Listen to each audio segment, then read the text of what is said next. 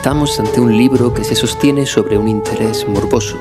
Saber si el tío, de nombre Louis Forest, y la sobrina, llamada Mariana, terminan marcándose un Lolita. Además, con el extra de lo incestuoso. La insistencia de la sobrina la coloca al filo de dos pendientes. O bien es una virtuosa de la libertad o bien una depravada intolerable. ¿Quieres que te la chupe? Es bueno para las depresiones. ¿Quieres hablar o solo mirarme? ¿O prefieres por fin que te haga una paja? Y así todo el rato. Entre penumbras, sábanas y pezones transcurre la conversación con la excusa de un supuesto, porque como veremos aquí todo es supuesto, como digo, con la excusa de un supuesto reportaje al tío escritor. Transcurre la conversación al pasar de los días, como en las 1001 noches, como en la dialéctica socrática, un diálogo en el que predomina la búsqueda, la ambigüedad y cierta provocación mutua que en el tío acaba en prudente salacidad, pero que en la sobrinita se convierte en una mezcla de calculada indiferencia e incitación continua, una matraca sexual al viejo verde, que hoy podríamos parangonar con la increíble multitud de chicas que hacen negocio en redes sociales o plataformas ad hoc con el numerito del onanismo a cambio de la suscripción. Un país de pequeñas empresarias del hedonismo. Entre risas y desplantes, la joven sobrina va dando una retrospectiva pseudo-ficticia del preboste intelectual que es su tío, con especial atención a la crisis personal que funciona como telón de fondo de este libro, que en su día fue galardonado con el Premio Planeta en 1978 y un año después llevado al cine por el director Vicente Aranda y con Victoria Abril en el papel de la sobrina. Es esta dialéctica camuflada de familiar entrevista la que va sosteniendo una historia estructuralmente entre lo detectivesco y lo periodístico. La carga erótica in crescendo funciona como clickbait, el cebo, la zanahoria que, como no, perseguimos sin descanso y que quizá tenga un aire a Eric Romer en, por ejemplo, La rodilla de Clara, pero aquí con las imaginarias braguitas de Mariana, la descocada sobrina, que hace las veces de Pepito Grillo y de Eva o Circe, la tentación, en tu propia casa, en tu propia cama, en tu propia familia. La entrevista se alarga durante los días que Mariana permanece instalada en la planta baja de la casa del tío, al que ahora le ha dado por el memorialismo y oscila entre la investigación, la crítica literaria y el chismorreo sensacionalista. Las milagrosas nalgas de Mariana, a menudo acompañadas del imaginario y totémico triángulo dorado de sus braguitas, y de ahí el título, son el habituallamiento puntual de estas memorias atropelladas y algo cínicas del ajuste de cuentas que emprende con el pasado nuestro antiguo falangista y ahora escritor sexogenario, viudo y con alma de mirón empedernido. Lo peor es que el lector vampirizado acaba siendo un cómplice, casi su alma gemela.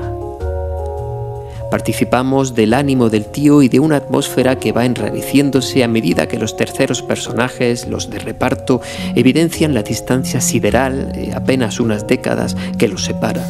Para desgracia de las mezquinas expectativas lectoras, lo que el instinto sexual une, se encarga de desunirlo el espíritu del tiempo.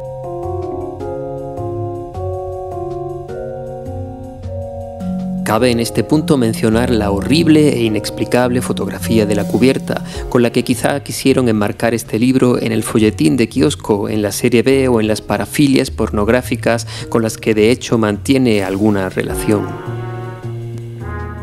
Por tanto, hay aquí una escritura como ajuste de cuentas con el pasado, sí, pero una escritura aún no acabada, sino que da la apariencia de ir haciéndose durante la lectura. Es una obra en marcha. El memorialista va redactando, transcribiendo y corrigiendo con ayuda de su procraz y cultísima sobrina a medida que avanza el libro, incidiendo en la idea de que escribir y vivir son procesos simbióticos, complementarios e interdependientes, hasta el punto de decir que no solo es posible, sino deseable reescribir la vida, añadiéndole o quitándole a posteriori, para hacerla digerible, pues según el propio Luis, las cosas no son como son, sino como se recuerdan, y en eso está empeñado, en que se recuerden de manera diferente a como fueron. El estupro que sobrevuela se adivina como un aderezo cultural que en el contexto de la transición española igual suscitó una fascinación morbosa. En cualquier caso, Marcé juega todo el rato con la evocación de una sexualidad omnímoda que, siguiendo los clichés de la época, aunque se presentara pacata, totaliza y vertebra el libidinoso cuerpo del relato, de la historia y de la propia voz narrativa. Otro de los atractivos del libro son las acotaciones que va insertando la sobrina al mecanografiar los folios manuscritos del tío. En estas acotaciones, Mariana va haciendo afilados comentarios que cuestionan con insolencia e ingenio la autocomplacencia y el cinismo del escritor, al que acusa de ir buscando el ruido y la furia. Resulta interesante desde el punto de vista compositivo la metaficción de la sobrina como contrapunto del propio relato y de la propia escritura. Inventarse un genio maligno que, además de provocarte yendo medio desnuda por tu propia casa, te haga la crítica pertinente con admirable y corrosiva lucidez. Tal es el sentido crítico de la joven que acaba desmantelando la trampa del memorialista y quizá la de toda la literatura autobiográfica, la falacia autorreivindicativa, el ombliguismo revanchista, a lo que el tío responde con una elocuente moralina: tengo derecho a rectificar mi vida. El desenfado de Mariana es el contrapunto del avinagrado tío en lo que se refiere al lenguaje y al tono, pero también en una cuestión más de fondo, pues no es difícil ver en ella a la modernidad dialogando y reprochándole al pasado, la Nueva España sometiendo a la otra de la censura y la ceguera. También funciona como armazón o contrapeso narrativo que afianza el relato, los goznes bien engrasados para que abra y cierre con suavidad, sin chirriar, aunque finalmente la novela acabará en unos derroteros un tanto estridentes. Si nos vamos a la psicología, habría que decir que la que mantienen tío y sobrina es una relación edípica de manual, una vida resoluta, descompuesta en ninfomanía y resabios culturetas que medio opacan las tres caras de la adicción: droga, ruido y sexo. Y la figura, a la vez fascinante y repulsiva, del tío como un exótico y decadente signo de lo prohibido. La crisis que arrastra el escritor tiene varias vertientes. En primer lugar, la política, ineludible en una Cataluña posfranquista viciada de ideología y militancia, con firmes adhesiones y desencuentros, contexto en el que Louise Forest airea su desencanto y su propósito de rectificación, es decir, debatirse entre la fidelidad a una verdad decepcionante o el impulso de corregirla, o mejor dicho, de corregirse. Tener ideales es la mejor manera de abonarse a una futura decepción y quizá una oportuna traición a tiempo. Por otro lado, la crisis personal, empezando con su esposa ya difunta, Sole, que es recordada supuestamente enferma y además infiel. Continúa la crisis con la cuñada, Mariana Madre, hermana de Sole, objeto del deseo 20 años atrás y cuya hija ahora ha tomado el relevo. Todo esto es material de sobra para atormentarse 2 décadas después y para obsesionarse con el deseo más o menos espurio, más o menos secreto, de corregir lo que pasó y acercarlo taimadamente, magia negra del escritor acomplejado, a lo que pudo ser o debió pasar. Y por supuesto, por si la cosa sale mal, hay un misterioso revólver escondido con una bala en la recámara. No vayamos a necesitar un final por todo lo alto. Entre los ideales y la cotidianidad vuelan los días veraniegos sobre los muslos y las nalgas siempre oferentes de Mariana hija, por cuyos poros se cuelan los de Mariana madre, cuñada del tío, Luis, el escritor, el memorialista, el antiguo falangista, que acaba abrumado de tanta regresión, de tantos tiempos solapados, de tanto arrepentimiento, tanta vida errada o no vivida y tanta erección inútil. Las dudas de conciencia son todo un abanico de lamentaciones. Primero está la necesidad de justificarse retrospectivamente por su pasado, ese ayer infamante como prestigioso cronista y manipulador oficial, es decir, por haberse enriquecido mintiendo y colaborando con el régimen.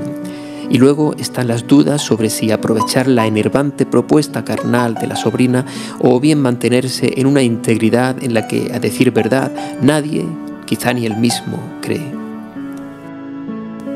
Los folios que la sobrina va mecanografiando son unas memorias, en el sentido literal, fantásticas, que incluyen episodios de dudosa veracidad entre vengativos y expiadores, entre ellos uno donde practica la sodomía a la esposa infiel y otro donde narra cómo le echa un polvo inducido químicamente a una prostituta mientras piensa en Mariana madre, que siempre supuestamente duerme en la habitación de al lado. Luis, sumido en una depresión, asiste a la descomposición del mundo que conocía en blanco y negro. Su intento por modificar el pasado es también el de reapropiárselo, actualizarlo para reafirmarlo y salvarse así, de algún modo, mediante la artimaña de la escritura, de ese olvido y ese tiempo nuevo que lo ha dejado tan fuera de juego que ni siquiera es capaz de responder a las continuas proposiciones de la sobrina y su matraca del incesto. Una obsesión que se fraguó 25 años atrás y que ahora vuelve encarnado en otro cuerpo, como un fantasma de aquel mundo que ya no existe. El final es apoteósico, todo se precipita, se anudan los cabos sueltos, reaparecen personajes que cumplían una función casi premonitoria, funesta.